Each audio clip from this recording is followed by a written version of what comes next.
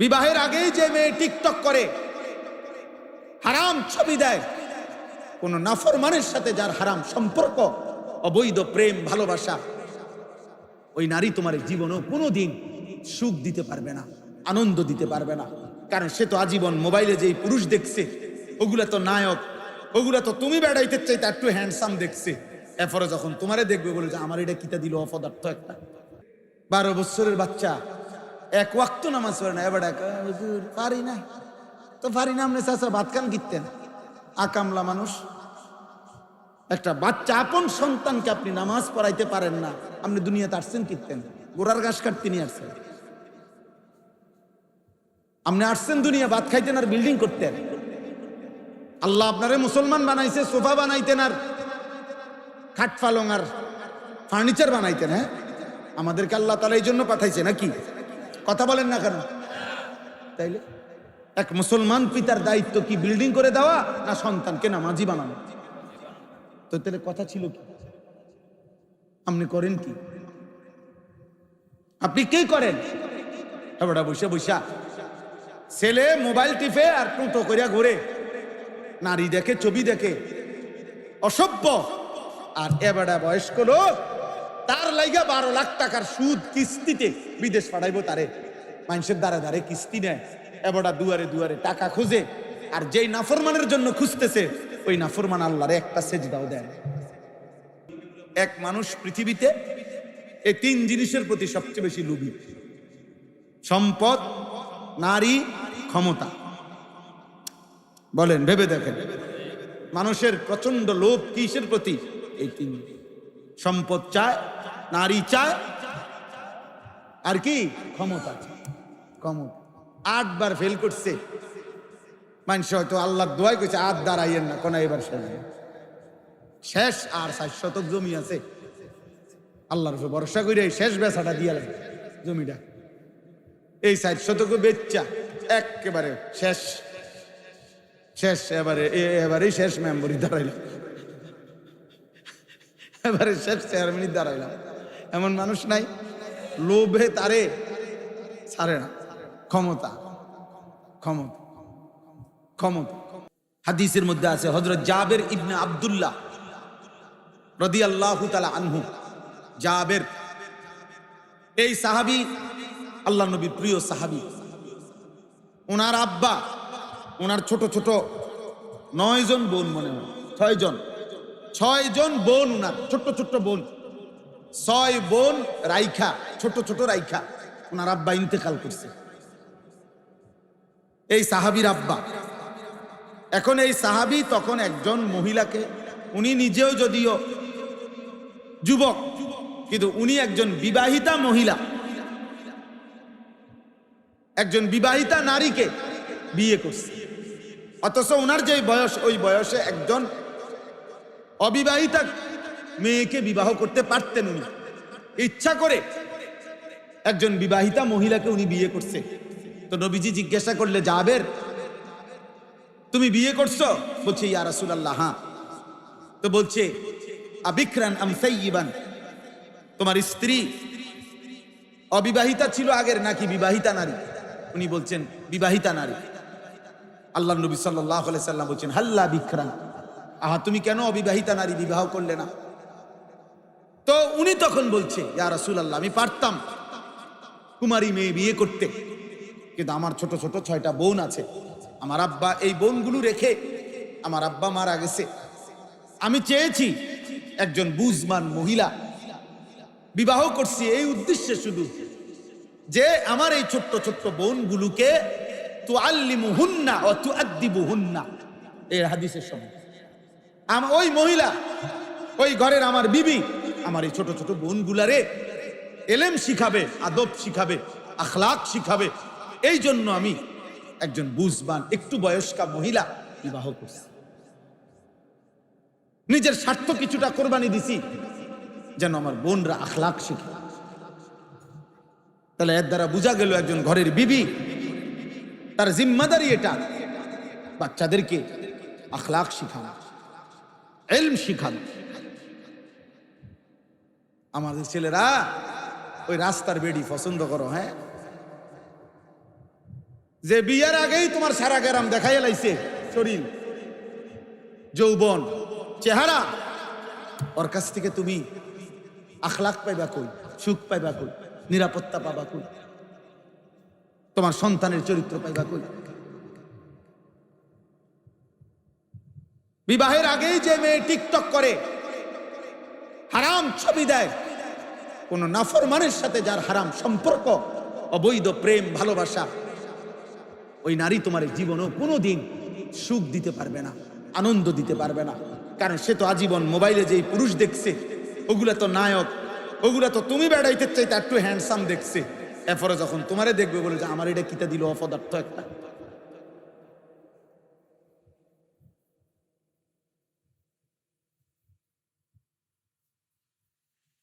সাংঘাতিক কথা। ওই দিন এক মহিলা এক জঘন্য কথা বলছে এক তেরে, আমি শুনছি আমার বাসার পাশে। তুই তুই যেই বেড়া, বউ তো দূরে থাক, তুই আড্ডিও পাইতি না।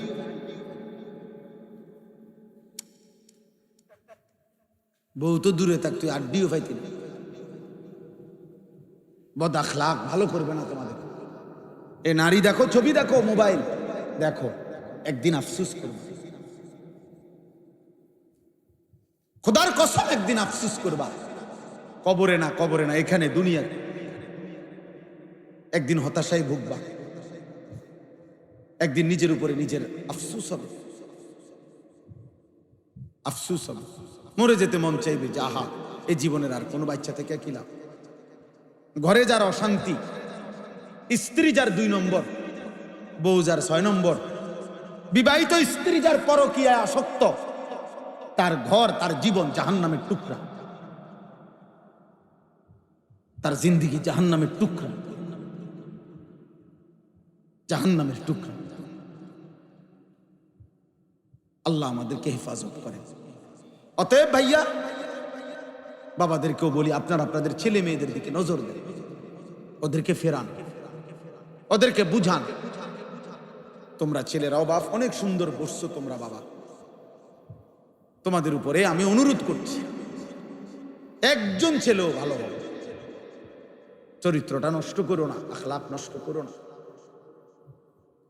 আখেরাত তো বরবাদ হবেই বাপ, দুনিয়াও বরবাদ হবে।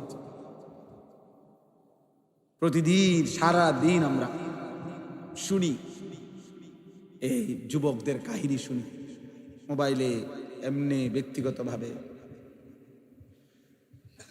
গুনাহ তারে কি ক্ষতি করছে তোমাদের কাছে তোর বলে না, তোমার সাথের ছেলেও হয়তো তোমারে বলে না, তোমার সাথে চলে ফিরে খায় হয়তো জানে না, কিন্তু নিজের শরীর, স্বাস্থ্য, যৌবন নষ্ট করে একদিন অপদার্থ ছাড়া, অসল ছাড়া আর কিছু হয়। আল্লাহ তাআলা প্রত্যেকটা ছেলেকে হেফাজত করেন। যৌবন বয়সের ইবাদত আল্লাহর বড় দাম পছন্দ, কারণ পূর্ণাঙ্গ ইবাদত আল্লাহ তাআলা যৌবন কালের জন্যই বরাদ্দ করছেন। বৃদ্ধকালে মানুষের শত আগ্রহ হইলেও শারীরিক দুর্বলতার কারণে বয়স হয়ে গেলে ওই মানুষটা বহু আমল আর করতে পারে না। এবারে এমন বুঝছে সারা রাত তাহাজ্জুদ পড়লে ভালো হইতো, কিন্তু শরীরে তো কুলায়। উনি এখন বুঝছে 1 লক্ষ বার আল্লাহরে ডাকলে, তসবিহ পড়লে ভালো হইতো, কিন্তু ওনার শরীরে তো কুলায়। কিন্তু যৌবন কালে সম্ভব। যুবকের আবার রাত কি, যুবকের আবার দিন, 24 ঘন্টা যৌবনের বরাবর। একটা কিশোর যুবকের জন্য রাত দিন মূলত বরাবর। ও মন চাইলে সারা রাতও জেগে থাকতে পারে, ও মন চাইলে সারা রাতও ঘুমাই। হোতা দিলে আর মনে করেন হ্যাঁ মন চাইলে উঠতাম না, শুয়ে রইল। মন চাইলে ঘুমাইতাম না, সারা রাতও জেগে মেহনত করতে। কারণ আল্লাহ তাআলা শরীরের মধ্যে তো কি দিছেন? শক্তি দিছেন। তা আল্লাহ তাআলা কি সারা রাত সেজদা দিতে বলছে? কথা বলেন না কেন? আল্লাহ তাআলা বলছে সারা দিন নামাজ পড়তে, আল্লাহ তাআলা বলছে সারা দিন কোরআন শরীফ পড়তে। দুনিয়া, ব্যবসা, বাজার, চাকরি, লেনদেন, পড়ালেখা এগুলো নিষেধ, ইসলামের মধ্যে এগুলো নিষেধ। তো তাইলে বলো ভাই, তোমার উপরে জুলুম করলো, তোমার উপরে বোঝা দিল। 5 ওয়াক্ত নামাজের টাইম হিসাব করলে 1 ঘন্টাও তো না। সবটা নামাজের সময় আদায় করলে 4 রাকাত ফজরের নামাজ পড়তে 1 ঘন্টা দরকার, তাহলে 5 ওয়াক্ত নামাজের এই অল্প একটু টাইম, ঘন্টা খানিক টাইম, এটুকু আল্লাহকে দিয়ে, আল্লাহ তো বলছে বাকি বান্দা প্রত্যেক নামাজের পরে কর্মে ছুটে যাও, কর্ম করো, আমার রিজিক তালাশ করো। আমি জমিনের চতুর্দিকে রিজিক রেখেছি বান্দা, তালাশ করো। প্রত্যেকের জন্য আমি আল্লাহ তাআলা রিজিক বন্টন করে রাখছি, কারো অটোতে, কারো সিএনজিতে, কারো গাড়িতে, কারো দোকানে, কারো চাকরিতে, কারো ব্যবসায়, কারো বিদেশে। আমি আল্লাহ তাআলা বরাদ্দ করে রেখেছি, ছোট তুমি কর্মে ছোট যাও। কিন্তু আমারে মনে রাখো, ওয়াযকুরুল্লাহ কাসীরান লাআল্লাকুম তাত্তাকুন তুফলিহুন। আমারে মনে রাখো বান্দা, যেখানেই থাকো আমি আল্লাহকে স্মরণ রাখো। আজান শুনলে আবার মসজিদে আইসো, আমারে সেজদা দিয়ে যাইও। আল্লাহ বলে নিশ্চিত তুমি দুনিয়া আখিরাতে সফল হবে, দুনিয়া আখিরাতে সফল হবে। এজন্য এই ইসলাহি মজলিসের মূল ফিকির এটা। এই সকল বক্তার সমস্ত কথার মাকসাদ কমপক্ষে নিজেকে নষ্ট না করো। আর যদি কিছু করতে না পারো, এই সমাজ, এই জাতি, এই দেশ, এই পৃথিবীর কোনো উপকার যদি তোমার দ্বারা নাও হয়, নিজেরে নষ্ট করো। নিজেরে চরিত্রহীন মানুষের কোনো ইজ্জত থাকে না। কোনো চোর, কোনো ডাকাত, কোনো সুদখোর, কোনো ঘুষখোর, কোনো কিস্তিখোর, কোনো জুয়ারি, কোনো মদখোর, নেশাখোর, কোনো জেনাকারী, বেবিচারী, এগুলো তো ইজ্জত থাকে। ক্ষমতা দেখাইলেও সম্মান থাকে না, দাফট দেখাইলেও ইজ্জত করে না মানুষ। সামনাসামনি হয়তো যে কইছে, পিছন দিয়ে আবার মন্দই বলে, অসতী। এজন্য নাফরমান কখনো ইজ্জত পায় না, আমিও না, তুমিও না। আল্লাহ তাআলা আমাদেরকে হেফাজত করেন। আমি যেই 4টা আয়াত পড়ছি, এবার সংক্ষেপে এই 4টা আয়াতের অল্প একটু কথা বলি, তাইলে আমার কথা শেষ।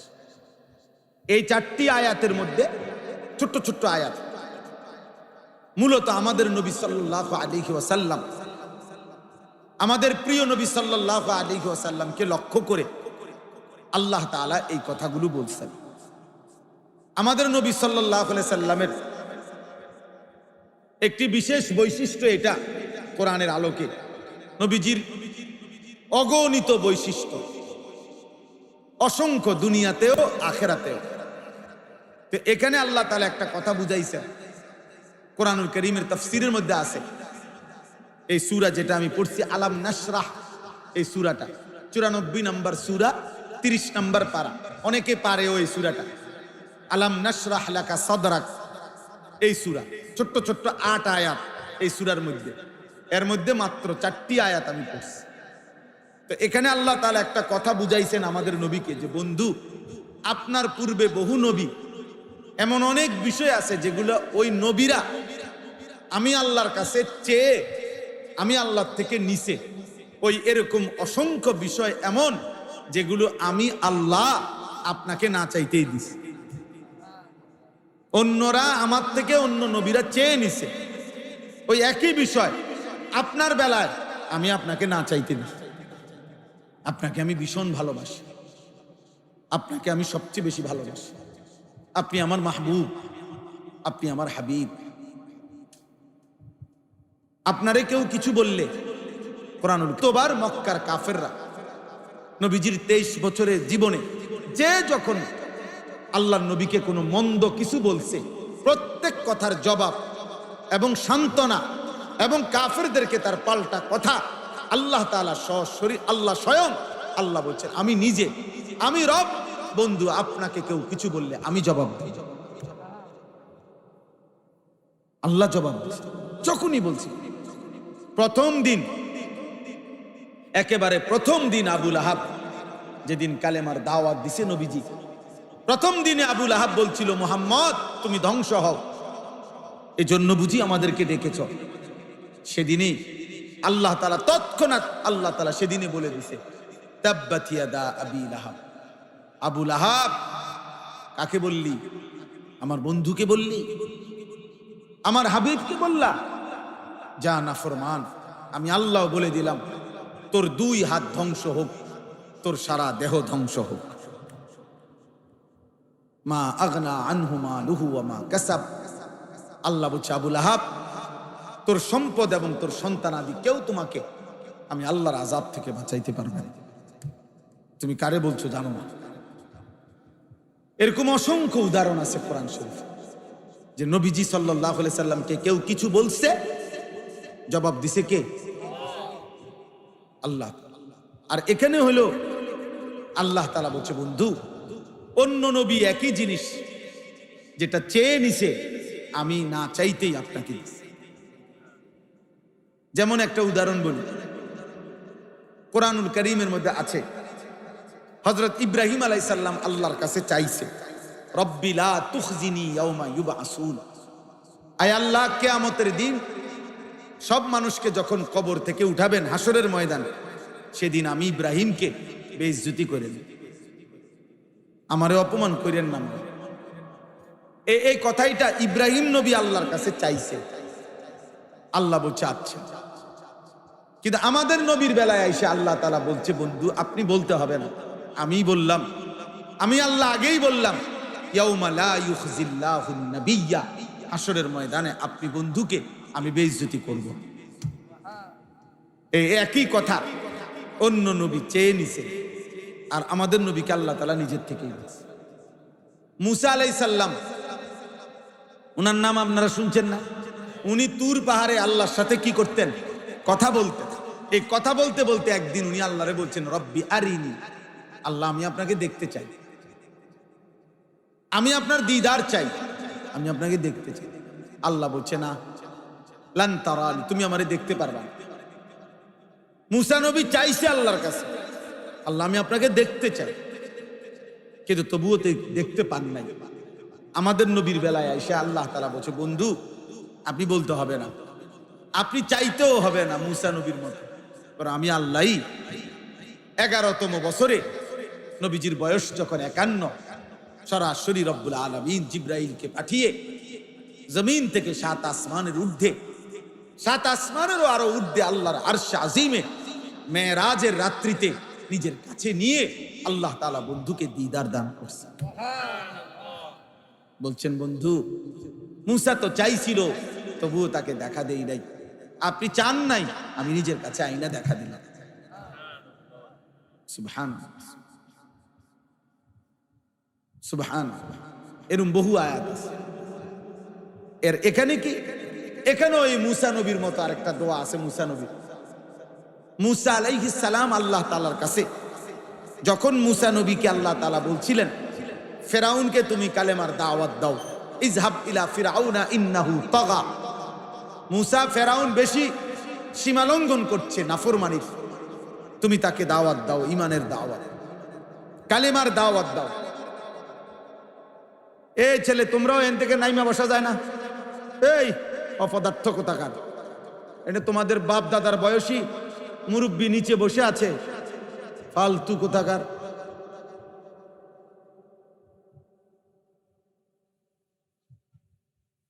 চিন্তা করছেন, মানে জমিদার বইয়া রয়েছে ওটার উপরে, আর তার দাদার বয়সী মুরব্বীরা এখানে বসে। আখলাক কোথা, ছেড়ে দেওয়া যাবে না। আমি একদিনের জন্য আসছি, একদিনই আমার তবিয়তে নগদ এখনই বলতে হবে, ছেড়ে দিলে হেরে গেলেন। 12 বছরের বাচ্চা, 1 ওয়াক্ত নামাজ পড়ে না, এবার পারি না তো পারি না। আপনি চাচা ভাত খান কিনতেন, আকামলা মানুষ। একটা বাচ্চা, আপন সন্তানকে আপনি নামাজ পড়াইতে পারেন না, আপনি দুনিয়াতে আসছেন কিনতেন? গোড়ার ঘাস কাটতে নিয়ে আসছেন। আপনি আসছেন দুনিয়া ভাত খাইতেন আর বিল্ডিং করতেন। আল্লাহ আপনারে মুসলমান বানাইছে, সোফা বানাইতেন আর খাট পালং আর ফার্নিচার বানাইতেন। হ্যাঁ, আমাদেরকে আল্লাহ তাআলা এই জন্য পাঠাইছে নাকি? কথা বলেন না কেন? তাইলে এক মুসলমান পিতার দায়িত্ব কি বিল্ডিং করে দেওয়া, না সন্তানকে নামাজি বানানো? তো তাহলে কথা ছিল কি? আপনি করেন কি? আপনি কি করেন? এবারে বসে বসা ছেলে মোবাইল টিপে আর টুটো করিয়া ঘুরে, নারী দেখে, ছবি দেখে, অসভ্য। আর এবারে বয়স্ক লোক তার লাইগা 12 লাখ টাকার সুদ কিস্তিতে বিদেশ পাঠাইবো তারে। মানুষের দ্বারে দ্বারে কিস্তি নেয়, এবারটা দুয়ারে দুয়ারে টাকা খুঁজে, আর যেই নাফরমানের জন্য খুঁজতেছে ওই নাফরমান আল্লাহরে একটা সেজদাও দেয়। এবারটা বাপের দায়িত্ব আদায় করতেছে। আচ্ছা চাচা, বাপ ফুত মিল্লা মনে রাখেন দুজন হাসরের ময়দানে দাঁড়াবেন। আল্লাহ দুইজনকে জিজ্ঞাসা করবে, বান্দা সন্তানের প্রতি এই কি দায়িত্ব দিছিলাম আমি তোমারে মুসলমান বানাইয়া? কথা ছিল এই, তুমি শুধু বাড়ি করে দিবা, বিয়া করাই দিবা, কিস্তিতে টাকা নিয়া বিদেশ পাঠাই দিবা, এই ছিল দায়িত্ব মুসলিম। তাহলে আপনার ছেলের নামাজের জিম্মাদার কে? আরেক দেশের হুজুর নাকি? বক্তা, মাহফিলের বক্তার দায়িত্ব আপনাদের প্রত্যেকের বাচ্চাকে নামাজি বানায় দেওয়া। এটা তাবিজ, এটা ফু দিলে হবে? এটা মেহনত করতে হবে, এটা মেহনত করতে হবে যথাযথ। ছেড়ে দিলে জীবনও, ফেলে রাখলে অযত্নে অবহেলায়, একটা লোহাও যদি মাটির উপরে ফেলে রাখে কয়দিন পরে লোহাও মাটি হয়ে যায়। মাটি লোহা হয় না, কথা বুঝেন নাই? লোহা আর মাটি যদি ফেলে রাখে একসাথে মাটির উপরে লোহা, তো মাটি কি হবে না, লোহা কি হবে? মাটি, লোহা মাটি হয়ে যায়। তার মানে ফেলে রাখলে, অযত্নে ছেড়ে দিলে একটা সুন্দর ফুটফুটে ছেলে, মুসলমানের সন্তান একদিন নাফরমান হতে হতে, চরিত্রহীন হতে হতে পচা দুর্গন্ধ ডাস্টবিনের ময়লা হয়ে যায়, জাহান্নামের কীট হয়ে যায়। আল্লাহ হেফাজত করে। তো বলতেছিলাম, মুসা আলাইহিস সালাম আল্লাহকে বললেন, আল্লাহ ফেরাউনের কাছে আমি যাব, তবে রব্বিশরাহ লি সাদরি, আল্লাহ আমার সিনাটা, আমার বুকটা, আমার কলজাটার মধ্যে এত বড় শাসক ফেরাউন, তার সামনে বলার জন্য যে শক্তি, সাহস, হিম্মত, দৃঢ়তা, ইস্তেকামাত, আপনার কথা, কালেমার কথা, ইমানের কথা বলার জন্য যা যা দরকার আমার বক্ষ খুলে দেন, আমার অন্তরে সেগুলা ঢেলে দেন। কে চাইছে? মুসা আলাইহিস সালাম। আল্লাহ তাআলা দান করছে। কিন্তু এই একই জিনিস নবীজি সাল্লাল্লাহু আলাইহি সাল্লামের বেলায় 40 বছর বয়সে যখন নবীজি কালেমার দাওয়াত দিবে, তখনও তো মক্কার এই কুরাইশ কাফেররা, এরা সব ক্ষমতাধর, শক্তিশালী। আল্লাহ নবী যখন এদের সামনে ইসলামের দাওয়াত দিবে, তখন নবীজির সিনার মধ্যেও তো ঈমান, ইলম, তাকওয়া, হিম্মত, সাহস, বীরত্ব, যত ধৈর্য, সহ্য, যত নিয়ামত, এগুলো দরকার না? তো উনিও তো চাওয়া দরকার। মুসা নবী যেরকম চাইছে, আমাদের নবীও তো এরকম চাওয়া দরকার না? তা আল্লাহ তাআলা বলছে, না না না বন্ধু, আপনি চাইতে হবে, আপনাকে আমি আল্লাহ নিজেই 23 বছর অনবরত ইসলামের দাওয়াত দিতে গিয়ে যে পরিমাণ শক্তি, সাহস, হিম্মত, ইস্তেকামাত, দৃঢ়তা যা দরকার, আলাম নাশরাহ লাকা সাদরাক, আমি নিজেই আপনার বুক খুলে দিলাম, সব আমি দিয়ে দিলাম, সব আমি দিয়ে দিলাম। আপনাকে আমি বেশি ভালোবাসি। ওরা চেয়ে জানে, আমি না চাইতেই আপনাকে তা, আপনি না চাইতেই আমি দিয়ে দিলাম। এরপরে আল্লাহ নবী সাল্লাল্লাহু আলাইহি ওয়াসাল্লামকে আল্লাহ তাআলা এটাই জন্য বলেছেন, আলাম নাশরাহ লাকা সাদরাক। মনে করেন বন্ধু, আপনি তো চাইতেও হয় নাই, আমি কি আপনার বুক, আপনার সিনা, আপনার অন্তর, আত্মা কি খুলে দেই নাই? নবীজিকে আল্লাহ বলছেন। এই জন্য আল্লাহ নবী সাল্লাল্লাহু আলাইহি সাল্লাম একা যখন মক্কায় কুরাইশদের মোকাবেলায় কালেমার দাওয়াত নিয়ে, এখন কল্পনা করেন, এখন তো এমন হালাত যে আমি একটা কথা বললে, ইসলামের কথা, কোরআনের কথা, বিরোধিতাকারী যদিও অনেক আছে, কিন্তু পক্ষেও তো 2-4 জন পামু, কথা বলেন না? 2-4-10 জন মানুষ তো পামু পক্ষে। এখন এরকম হালাত। কিন্তু রাসূলুল্লাহ সাল্লাল্লাহু আলাইহি সাল্লাম কল্পনা করেন, যেদিন তিনি মক্কার জমিনে প্রথম ইসলামের দাওয়াত বলতেছিলেন, শুরু করলেন, সেদিন ওনার ডানে বামে কেউ ছিল না। এক মহান আল্লাহর উপরে ভরসা করে মনে হয় যেন একটা মহাসাগরের উপরে একজন মানুষ দাঁড়াইছে, একাই, যার ডানে বামে কেউ নাই, সম্পূর্ণ নতুন, প্রথম একাকী হিম্মত করে আল্লাহর উপরে ভরসা করে নবীজি সাল্লাল্লাহু আলাইহি সাল্লাম কালেমার দাওয়াত শুরু করছেন। কত পরিমাণ বিরোধিতা করছে মক্কাবাসী, কত জুলুম, কত অত্যাচার, কত নির্যাতন, কত হুমকি, কত ধমকি, কত লাঞ্ছনা, কত অবিচার করছে নবীজির উপরেও, সাহাবাদের উপরেও। কিন্তু বলেন, আপনারা যে যেটুক ঘটনা শুনছেন নবীর ঘটনা, বলেন কখনো শুনছেন যে নবীজি 1 সেকেন্ডের জন্য পিছপা হয়েছেন? 1 ঘন্টার জন্য নবীজি পিছপা হয়েছেন? হন নাই।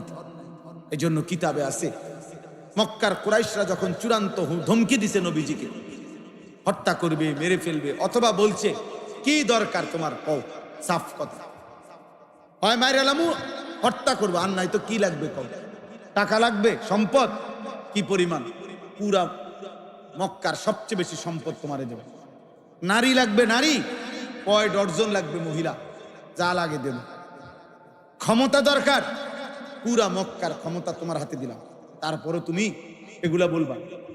এক মানুষ পৃথিবীতে এই 3 জিনিসের প্রতি সবচেয়ে বেশি লোভী: সম্পদ, নারী, ক্ষমতা।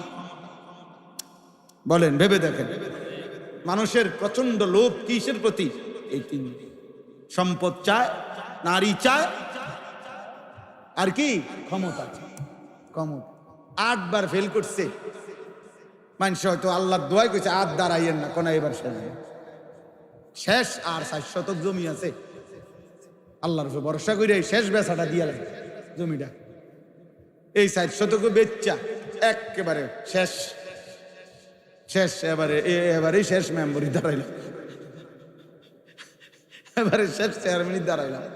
এমন মানুষ নাই? লোভে তারে ছাড়ে না। ক্ষমতা, ক্ষমতা, ক্ষমতা, এ নারী, সম্পদ, ক্ষমতা। মক্কাবাসী নবীজিকে 3টার অফারে দিয়েছে, 3টাই পূর্ণ দেব মুহাম্মদ, ছেড়ে দাও। আল্লাহ নবী সাল্লাল্লাহু আলাইহি সাল্লাম বলছেন কি, কিতাবের মধ্যে আছে, বলছে মক্কাবাসী শোনো, তোমরা যদি আমার ডান হাতে আসমানের ওই সূর্যটা এনে দাও, বাম হাতে যদি চাঁদ এনে দাও, আর আমারে যদি বলো আমার এই কালেমার দাওয়াত ছেড়ে দিতে, খোদার কসম আমি 1 মিনিটের জন্য ছাড়ব। ওয়াল্লাহি লা ওয়াদাতুমুশ শামসা ফি ইয়ামিনি ওয়াল কামারা ফি ইয়াসারি ওয়া আমারতুম আন আতরুকা হাদিহি দাওয়া লান আতরুকা, ছাড়ব না। আচ্ছা, এটার দ্বারা একটা কথা কি বুঝছেন? যদি সূর্য এনে দাও ডান হাতে, বাম হাতে যদি চাঁদ এনে দাও, অর্থ হইল, আমার যেটা বুঝারি অর্থ হইল, রাত্র দিন যদি পুরাটাও 24 ঘন্টা, দিনে সূর্য, রাতে চাঁদ, তো 24 ঘন্টার মালিকানাও যদি আমার হাতে দিয়ে দাও, আর বিনিময়ে যদি বলো আমারে কালেমার দাওয়াত ছেড়ে দিতে, আমি ছাড়ব। আলাম নাশরাহ লাকা সাদরাক, আল্লাহ বলছে বন্ধু, আপনার বুক, আপনার সিনা আল্লাহর জন্য, দ্বীনের জন্য, কালেমার জন্য, আখিরাতের জন্য, ইসলামের জন্য, মানুষকে ফেরাবার জন্য যা মজবুত হিম্মত, সাহস, শক্তি দরকার, আমি সব কিছু আপনার কলিজায় দিয়ে দিয়েছি।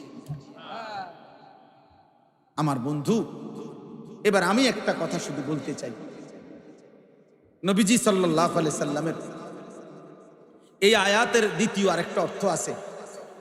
আল্লাহ তাআলা বলছেন, বন্ধু, সিনা চাক আমাদের নবী সাল্লাল্লাহু আলাইহি সাল্লামের ভেতর, অন্তরাত্মা পবিত্র করার জন্য কিছু তো নাই এমনি, তবু আল্লাহ তাআলা 4 বার ফেরেশতার মাধ্যমে আল্লাহ তাআলা জান্নাতি পানি দ্বারা আল্লাহ নবী সাল্লাল্লাহু আলাইহি সাল্লামের পবিত্র অন্তরকে ধুয়ে দিয়েছেন। কয়বার? যে অন্তরে কোনো কালিমা নাই, যে অন্তরে কোনো গুনাহ নাই, যে অন্তরে কোনো পাপ নাই, সেই নিষ্পাপ, নিষ্কলুষ, পবিত্র অন্তরকেও খুদ আল্লাহ তাআলা 4 বার জান্নাতি পানি দিয়ে, হাউজে কাউসার কিংবা জমজম পানি দিয়ে ধুয়ে দিয়েছেন। সেই আল্লাহ বন্ধুকে এভাবে ধুয়ে দিয়েছেন। এবার বলেন, আমাদের যে অন্তর, এই অন্তরের মধ্যে গুনাহ কি পরিমাণ? পাপ কি পরিমাণ, নেকি কি পরিমাণ।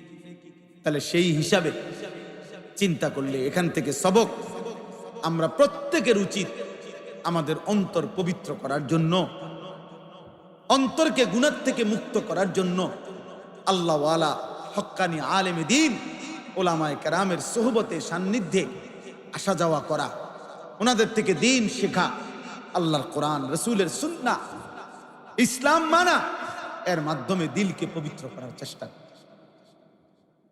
নাই তো হবে না। এই জন্য এই কথা স্পষ্ট, কোরআন এবং সুন্নাহ ছাড়া, ওলামায়ে কেরামের সাহচর্য ছাড়া, ইসলামের আলো ছাড়া, আল্লাহর দয়া ছাড়া খোদার কসম অন্য কোন পড়া লেখা বই পত্র, অন্য কোন মতবাদ, অন্য কোন গবেষণা দিয়ে, পৃথিবীর অন্য কোন মানুষের কোন তন্ত্র মন্ত্র দিয়ে মানুষের চরিত্র, মানুষের জীবন, মানুষের ভেতর বাহির উত্তম সুন্দর পবিত্র হতে পারে না, হতে পারে না, হতে পারে। পবিত্র মানুষ যদি কেউ হতে হয় সে শুধুই কোরআন দ্বারা, পবিত্র মানুষ যদি হতে হয় সে শুধুই রসুলের সুন্নাহ দ্বারা, নবীর একটা একটা সুন্নাতের দ্বারা, নবীজির অনুসরণের দ্বারা, ওলামায়ে কেরামের সাহচর্য দ্বারা, কোরআন সুন্নাহর আলো দ্বারা। এজন্য যারা তাদের সন্তানকে দ্বীন শিখান নাই, আখিরাত শিখান নাই, আল্লাহর কোরআন শিখান নাই, রসুলের সুন্নাহ শিখান নাই, উত্তম মানুষ বানাইতে পারে না, পারবেন না। ভাত খাইতেন পারবে, এক বয়স আমনে খাওয়াইছেন ফুতেরে, আরেক বয়স হাতে আমনে খাওয়াইবে, এই আর আপেল মালটা খাইবেন আর কি, ভাত তরকারি খাইবেন আর চা বন খাইবেন আর কি। আখেরাত হবে নিজের এবং সন্তানের আখেরাত, পরকাল আল্লাহর কোরআনের মধ্যে, রসুলের সুন্নাহর মধ্যে, আল্লাহ আল্লাহ রসুলকে মানার মধ্যে। অতএব আজকে এটাই বলবো, নবীজি সাল্লাল্লাহু আলাইহি সাল্লামের একটা একটা সুন্নাতের উপরে আমল করে দ্বীন শিখেন। বুড়া মানুষও শিখেন, জওয়ান মানুষও শিখেন। স্কুলে যারা বড় ভাই তোমরাও দ্বীন শিখো, নাহলে উত্তম মানুষ হইতে পারবা, ভাত খাইতে পারবা, উপার্জন করতে পারবা। পবিত্র মানুষ খোদার কসম উত্তম আখলাক কোরআন বিহীন হয় না, সুন্নাহ বিহীন হয়। শুদ্ধ কথা বললেই উত্তম মানুষ।